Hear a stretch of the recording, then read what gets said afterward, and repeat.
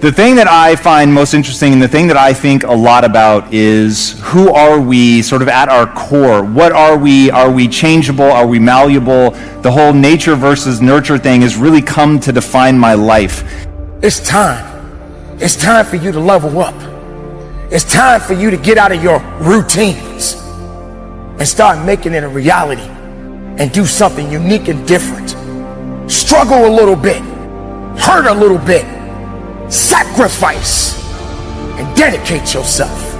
It's never that pleasant to talk about the negative, but we got to talk about it because life is part negative. These attitude diseases are like weeds that grow in the garden. It's a normal part of life. The right goal with the right plan often generates its own motivation.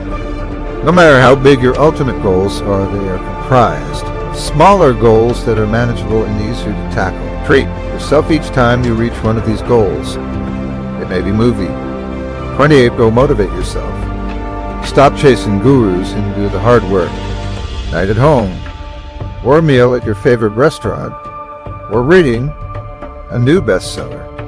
Sometimes achieving these smaller, short-term goals are all the motivation you need to start working toward the next short-term goals. And whenever I give a business talk, the first question I ask is how many born entrepreneurs we have in the crowd. And normally people get all amped up and they're hyped and they're yelling and screaming because they think that that's somehow a better state of being, to have been born something than to have made yourself. But my thesis in life is it doesn't matter who you are today. It certainly doesn't matter how you were born. The only thing that matters is who you want to become and the price you're willing to pay to get there. Now, I think that Ray Dalio, the guy that created Bridgewater, which is the largest hedge fund ever, has been a truly just wildly successful person, said it best. Because there's no other way. The time is right now to make a difference, to be better than you was yesterday. Now, you may not believe this, but you got to do more than less. You got to give a little bit more than less. Whether it's on your job, with your family, with the workplace, whatever it is that you're doing, in the fitness realm, your nutrition, whatever it is that's holding you back, you got to take it to the next level. You got to stop being complacent. Sometimes you need additional incentive to stay on track. When achieving a goal isn't enough motivation in and of itself, tie a reward to achieving the goal.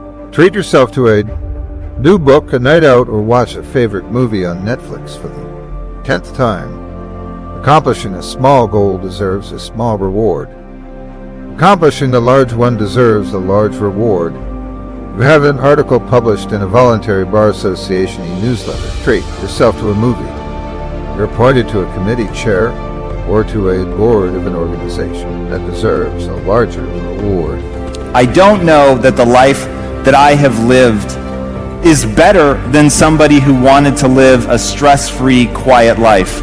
I only know it's the only life I could have lived. And that's how I feel about the pursuit of greatness. What I'm going to talk about up here is that. I'm going to talk about wanting to become extraordinary, to transform yourself into something that is truly undeniable, to become so good that they can't ignore you. And that has been truly what I've tried to do with my life. But I don't prescribe it for everybody. I'm not saying that this is the only way to live your life. I'm just saying it's the only way that I could have lived mine.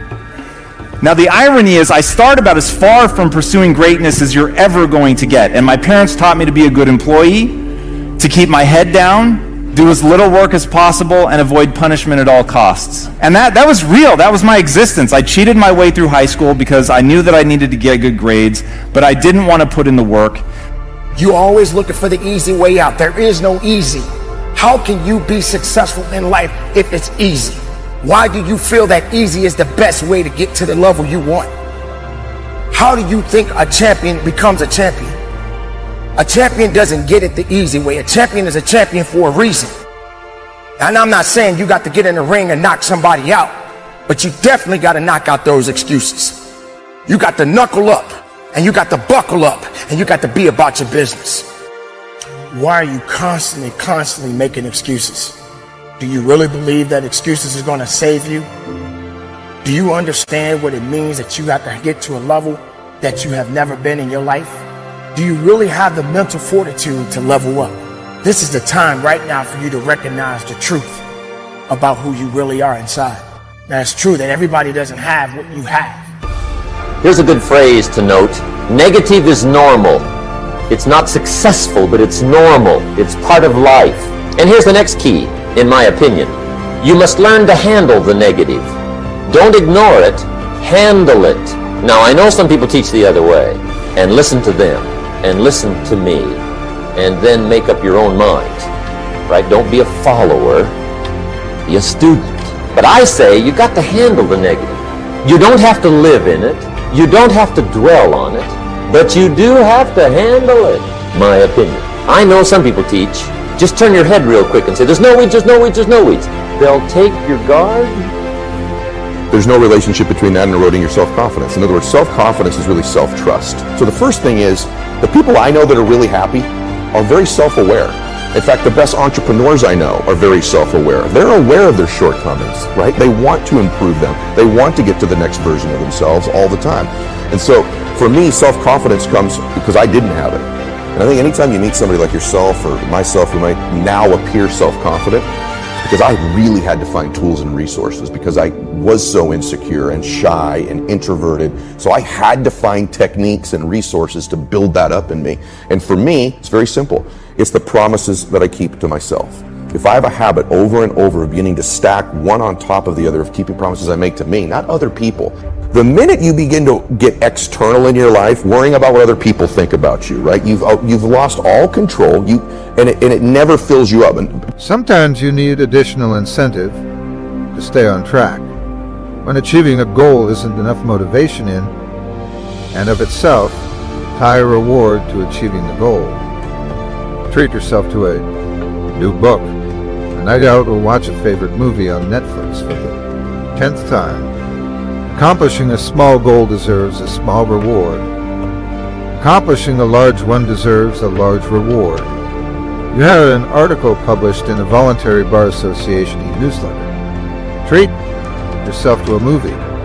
You're appointed to a committee chair or to a board of an organization that deserves a larger reward. So you've got to handle the negative. Here's what part of it is. It's called the Great War between good and evil. And there is a war on. The minute you were born, you got involved in the war between good and evil, between darkness and light, between negative and positive, between evil and good, between tyranny and democracy, between weeds and human activity. I mean, the war is on. If democracy sleeps, guess who never sleeps?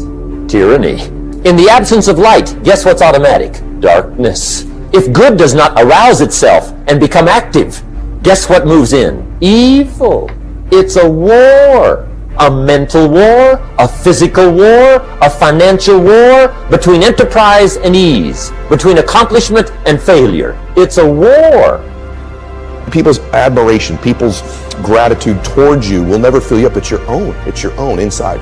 And so for me, self-confidence comes from keeping the promises I make to myself. And the other part of it is being aware I'm doing it. Most people don't give themselves enough credit all the time. They're very aware of these 20% things and not aware of the 80, right? And that's why the dosage is so important too. You've nailed it. It should be 80-20, right? Because people get addicted to this.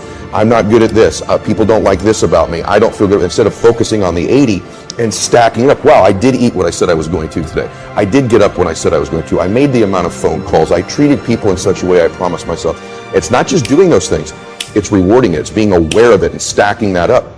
When I work with athletes, the successful athletes I work with, when they're in a slump, it's never that they can't hit a ball anymore or make a shot or swing a golf club. They've lost their self-confidence. Somewhere along the way, they've lost the ability to focus on the things they are great at and stacking those promises they make to themselves. A list of the articles you've written, events you've attended, and leads you've pursued. It can be hard on ourselves for not achieving enough quickly enough. A journal in black and white reminds us how far we've come and what we have already achieved. Success breeds success, and accomplishments breed the desire to achieve more.